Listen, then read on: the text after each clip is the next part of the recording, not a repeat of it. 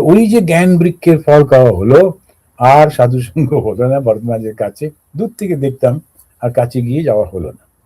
তো এই সমস্ত খুব সুন্দর সেই ঘটনাগুলো মনে পড়ে। আর ওইখানেতে অনিল মহারাজ, পূজনীয় অনিল মহারাজ, এখন খুব বয়স হয়ে গেছে, তিনি ওই স্বামীজির ওই ঘরটা, স্বামী যেটা পুরনো মন্দির যাকে বলে সেটাতে, তো ওইখানে বসতাম, বসে চিন্তা করতাম যে উনি একটা আসনও দিয়েছিলেন, সেই আসনটা পেতে বসতাম, কারণ একদম পাথরের মেঝে তো, ঠান্ডা, আসনে পেতে বসতাম আর ভাবতাম এইখানে স্বামীজি ধ্যান করতেন, রাজা মহারাজ ধ্যান করতেন, এখানে সন্ন্যাস দিয়েছেন, কত রকম কত ঘটনা। আর স্বামীজি যখন ঠাকুরকে প্রথম নিয়ে এলেন, সে তখন ঠাকুরের যে সে ভস্মটা নিয়ে এসে, তো সেটা যখন উনি ওখানে রাখলেন, রেখে বললেন যে তুমি কথা দিয়েছিলে থাকবে, এখানে বসো, ইত্যাদি ইত্যাদি, এইসব যেটা পড়তাম তখন মনে হতো, তখন জগৎ ভুলে গেছিলাম, আর যে কিছু আছে বলে মনে পড়তো না, বেশ একেবারে এখানে তন্ময় হয়ে থাকতাম। ওই সকালবেলায় ব্রেকফাস্ট করে গিয়ে গঙ্গা স্নান করে এসে ওইখানেতে চলে যেতাম, কাপড়টা লুকিয়ে রেখে, ভিজে কাপড়টা, তারপরে গিয়ে বসতাম, খাবার ঘন্টা পড়লে তখন এসে ওই কাপড়টা নিয়ে খাবার ঘরে যেতাম, খাবার খেয়ে ওই কাপড়টা নিয়ে আসতাম, ততক্ষণে ওটা অর্ধেক বেশি শুকিয়ে যেত, এই ওটা একটু টাঙিয়ে টাঙিয়ে করে, খেয়ালই থাকতো না কোনো কিছু।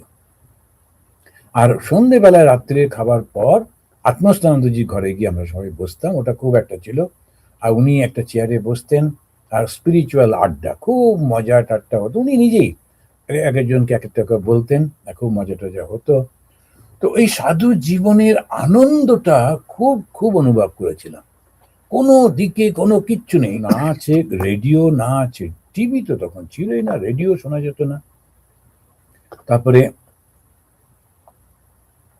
আমাদের অন্য কোনো এন্টারটেনমেন্ট কিচ্ছু ছিল না, শুধু ওই বই পড়া, ধ্যান করা, আর একটু কাজকর্ম। পরে পরে একটু কাজও পড়লো আমাদের, সে কাজটা হচ্ছে সকালবেলাতে খাওয়া হয়ে গেলে ব্রেকফাস্টের পরে আমাদের বলা হলো তোমরা একটু তরকারি কাটবে, শিখিয়ে দেওয়া হলো। তো আমি যখন তরকারি কাটতাম, ওখানে যিনি ভান্ডারী মহারাজ ছিলেন, যিনি বড় ভান্ডার থেকে বা স্টোর থেকে দেখাশুনো করেন, তাকে ট্র্যাডিশনালি বলে ভান্ডারী মহারাজ। তো উনি ওই রান্নাঘরে সব দেখতেন দেখতেন। এমনিতে রামকৃষ্ণ শুনে বোঝা যায় না তো, কিন্তু ভেবে দেখুন, রোজ অত হাজার লোক খাচ্ছেন, অতজন সাধু খাচ্ছেন, অতগুলো মানুষ কাজ করছে, ওই মানুষটা পায়ে একটা চটি, খানিকটা ওই যে হাঁটুর উপরে ধুতি পরে পটাম পটাম করে ঘুরছেন, কিন্তু অনেক বড় হোটেল ম্যানেজমেন্ট লোকেদের থেকে উনি অনেক বেশি ভালো কাজ জানতেন, কিভাবে ম্যানেজ করতেন, কতজন ওয়ার্কার তার আন্ডারে রয়েছে, কিন্তু কিরকম ভাবে উনি সব করতেন, সুন্দর একদম। তো আমাকে উনি বললেন যে তুমি ওই তরকারি কাটতে হবে না, আমি করে পারতামও না ভালো মতো, তুমি ওই একটা টুল ছিল, বসে বসে কথামৃত পড়ো, তখন তো আমি কথামৃতটা পড়তে খুব ভালোবাসতাম, না কথামৃত পড়তাম, আর আমি টুলের উপর বসে পড়তাম, আর অন্য সবাইরা ওরা বসে ব্রহ্মচারীরা পড়তো, শুনতো, আর কাজ, যাতে কথা না বলি বা নিজেদের মধ্যে গসিপ হবে, গল্প হবে, তা না করে তোমরা ওই কথামৃত শোনো আর এটা তরকারি কাটো। তো যখন ওইটা পড়তাম, অনেক বয়স্ক সাধু, যারা রিটায়ার্ড সাধু, তারা আবার ওদের মানে একটা করে ইয়েটি নিয়ে এসে আসনের মতো এনে বসে পড়তেন, সামনে বসে বসে শুনতেন কথা। তো ওরা বলতেন না না থামিও না, তুমি পড়ো, বেশ লাগছে শুনতে। তো 3-4 জন ওরা আসতেন। চন্ডিকানন্দজি মহারাজ, শ্রী শ্রী মায়ের শিষ্য, তো উনি একদম মানে আপন ভোলা লোক ছিলেন, খুব সুন্দর কত গান লিখেছেন। তো উনি ওই এসে বসতেন, একটু ভয় লাগতো ওনাকে দেখলে, তা দাড়ি টাড়ি ছিল, খুব একটা পরিষ্কার পরিচ্ছন্ন থাকতেন না, এসে বসতেন, তারপরে তাকিয়ে থাকতেন চুপ করে যখন আমি কথামৃত পড়তাম, তখন খুব ভালো টোন করতেন। তারপরেতে যখন একটা গান এলো, তখন আঙুলটা তুলে বলতেন জানো, তখন আমি হয়তো গার্ড নাড়লাম, উনি যে গানটা জানতেন একটু সুর করতেন, খুব জমে গেল। তারপর আরো অন্য সাধুরা এবং কিছু কিছু ভক্ত, ভক্ত মানে বোধহয় কাজকর্ম করে, তারা এদিকে ওরাও এসে বসে পড়তে লাগলো। তো তারপরে যখন এরকম হচ্ছে তখন ওই একদিন ভান্ডারী মহারাজ এ কি, এখানে তো দেখছি একেবারে সেই বক্তৃতা হচ্ছে, তরকারি না কেটে না তরকারিও কাটা হচ্ছে, না বন্ধ করো, তখন ওটা বন্ধ হলো করে, এরকম সব চলতো। আর তখন ওরা ওই খেতে দিতেন যখন সকালবেলায় ব্রেকফাস্টে, দেখো একটু খারাপ অবস্থা ছিল তখন, একদম পাখা একটাও ছিল না, খুব খুব গরম লাগতো। আর খানিকটা অত প্লেটও ছিল না, আমাদেরকে ওই পাতাতে দিতেন, বেশিরভাগ সময় শাল পাতা। তো শাল পাতাগুলো যদি দুটো করে শাল পাতার থালা হয় তাহলে একটু মোটা হয় এবং থাকে। সেটাও পয়সা বাঁচাবার জন্য একটা করে শাল পাতা ফাঁকা ফাঁকা, অনেক সময় ডাল টালগুলো না মাটিতে চলে যেত। তো এইরকম হতো, পরে পরে থালা এসেছিল, পাখাটা অনেক পারে আসে। তো ওই সকালবেলাতে উনি দুটো করে পাউরুটি দিতেন, পাউরুটিগুলোকে আমরা বলতাম ট্রান্সপারেন্ট পাউরুটি, না ওই যে এমন ভাবে কাটতেন এত পাতলা, ওটা ধরলে উপাসটা দেখতে পাওয়া যেত খানিকটা, তো আমরা বলতাম ট্রান্সপারেন্ট পাউরুটি। তো মহারাজকে শোনাতাম না, নিজেদের বয়স্ক সাধুরা তারা ওই কাঁচা পাউরুটি খেতেন না, তখন ওটা আমাদের দিয়ে দিতেন অল্প বয়সীদের। তো আমরা আবার দেখে শুনে ওর পাশে গিয়ে বসতাম, তারপর জিজ্ঞেস করতাম আপনি কি খাবেন, তখন কখনো কখনো ঘাড় নাড়তেন, মজা করতেন। তো খুব ওইভাবে আনন্দে কেটে যেত। কখন যে দিনগুলো চলে যেত বুঝতে পারতাম না, শুধু আনন্দের মধ্যে, একটা ভাবের মধ্যে, ঘোরের মধ্যে থাকতাম। বেলুড় মঠের ওই কটা দিন বড় আনন্দে কেটেছে প্রথম দিকটা, গঙ্গা স্নান, গুরু দর্শন, ঠাকুরের ভববন্দনা, সেই 100 জন মিলে যখন সে গাইছে তখন মনে হতো যেন না আজকেই মুক্ত হতেই হবে, একদম খুব ভালো লাগতো। এখনো একটাই গান জানতাম, খণ্ডন ভববন্দনা, বাড়িতেও এরকম হতো পূর্বাশ্রমে, তো ওইটা শুনে শুনে খণ্ডন ভববন্দনা খুব ভালো লাগতো, গাটা একেবারে ঝমঝম করতে পারে, কি সুন্দর গানটা হতো। তো এইরকম ভাবে দিন কাটছিল। আত্মস্থানন্দজি খুব মজার মানুষ, তো উনি মানে দেখে ভীষণ ভয় লাগতো, চকচক করতো ওনার চেহারা, বড় বড় চোখ, খুব একদম ধমকে ধমকে কথা বলতেন, কিন্তু খুবই ভালো মানুষ, মনটা খুবই ভালো ছিল। তো এরকম করে কথা বলতেন। তো একদিন হঠাৎ করে আমাদের বলেছিলেন যে তোমরা ব্রহ্মচারীরা যখন যাবে পায়ের নখের দিকে তাকিয়ে তাকিয়ে যাবে, তোমার নিজের পাটা দেখতে দেখতে যাবে, অন্যদিকে তাকাবে না, যে কে কি করছে না করছে সব দেখবে না। তখন আচ্ছা ঠিক আছে, এরকম ভাবে। তো একদিন আমি একা একা আসছি দুপুরে খাবার পর, কেউ কোথাও নেই, তো একটা ওই থালাটা বাজাতে বাজাতে, যে থালাটা নিয়ে যেতে হতো নিজের থালা, ওটা খেয়ে দিয়ে ওটা ধুয়ে আবার ওটা নিয়ে আসতে হতো, তো সেটা নিয়ে একটু অল্প করে বাজাতে বাজাতে মন্দিরের পাশ দিয়ে আসছি। তা একটু দূরে দেখছি সব ভক্তরা চলে যাচ্ছে, অনেকটা দূরে। তো দেখলাম, এদিকে এমনিই তাকালাম, উনি কখন জানলা দিয়ে সেটা খেয়াল করেছেন, ওনার অফিসটা একদম ওইখানে ছিল, ঠিক বড় মন্দিরটার সামনের দিকে, ওখানে খেয়াল করেছেন। যেই গেছি তখন একজন পিয়ন সে আমাকে ডাকলো, মহারাজ ডাকছেন। তো ঘরে গেলাম, তখন উনি আমাকে প্রথমে একটা ব্লেড দিলেন। তো আমি ব্লেডটা হাতে নিয়ে তারপরে খানিকক্ষণ দাঁড়িয়ে আছি, উনি নিজে তাকে কাজ করছেন। তো আমি বললাম মহারাজ কাকে দেবো, আয়নার সামনে গিয়ে দাঁড়াও, দেখো কাকে দিতে হবে। এখন ওখানে বাথরুমে ভালো আয়না ছিল না, কিরম হয়ে গেছে পুরনো পুরনো আয়না, তো সেই জন্য ঠিক মতো দেখতে পেতাম না। আসলে আমার একটু খোঁচা খোঁচা দাড়ি হয়ে গেছিল, তা দেখতে তখন রামকৃষ্ণ মিশনে তো ওরা একটু পরিষ্কার পেছনে থাকেন, অত দেখানোর ব্যাপারটা নেই, মাথায় বেশ সুন্দর করে একটা টিকা কাটাটাতে দেখতে বেশ ভালোই লাগে, কিন্তু তখন হবে অ্যাডভার্টাইজমেন্ট হচ্ছে যে তুমি হচ্ছে একটা হোলি ম্যান, তো সেইটা একেবারে রামকৃষ্ণ মিশনে ওরা খুব পছন্দ করেন না। দক্ষিণ ভারতের সাধুদের ছোটবেলা থেকে অভ্যেস, ওরা একটু করেন টরেন, কিন্তু বাকিরা কেউ করে না। তা কেউ কেউ একটু সেজে গুজে মানে এরকম করেন বটে একটু, কিন্তু সেটা খুব একটা আমাদের সময় এরকম কেউ করতেন না। তা মহারাজও বলতেন কি অ্যাডভার্টাইজমেন্ট করছো, এরকম সব নানান রকম ভাবে সেই শিক্ষাগুলো। তো উনি ওইখান থেকে দেখে এরকম করেছেন, তারপর আমাকে বলছেন আচ্ছা দিন দুনিয়া দেখতে দেখতে আসা হচ্ছিল, দিন দুনিয়া সেটা আবার কোথায়। তো ওনার ওই কথাগুলো এরকমই ছিল। তো আমাদের এক একটা ডিউটি পড়তো, তো একবার ছিল বাথরুম পরিষ্কার, ওখানে একটা কমপ্লেক্স ছিল বাথরুমের, তার পেছন দিকে বাড়িটাতে আমরা থাকতাম রাস্তার উপরে, আর ওপর দিয়ে যেতে হতো। আর এদিকে ছিল ওই জেনারেল সেক্রেটারি মহারাজ থাকতেন দোতলায়, তারপরে তো ওনার অফিসও দোতলায়, একতলাতে অ্যাসিস্ট্যান্ট জেনারেল সেক্রেটারি। ওই বাড়িটা বেশ জমজমাট ছিল।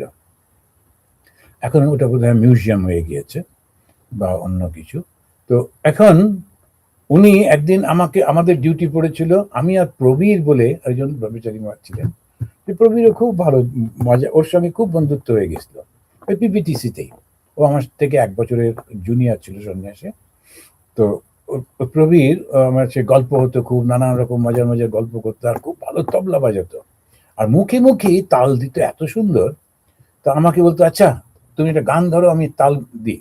তখন আমরা বাথরুম পরিষ্কার করছি, আমি বাইরে থেকে কল থেকে বালতি করে জল নিয়ে আসছি, আর ও ঝাড়ু দিয়ে বাথরুমগুলো পরিষ্কার করছে, ওই ইন্ডিয়ান সিস্টেমের যে বাথরুমগুলো পরিষ্কার করা হচ্ছে।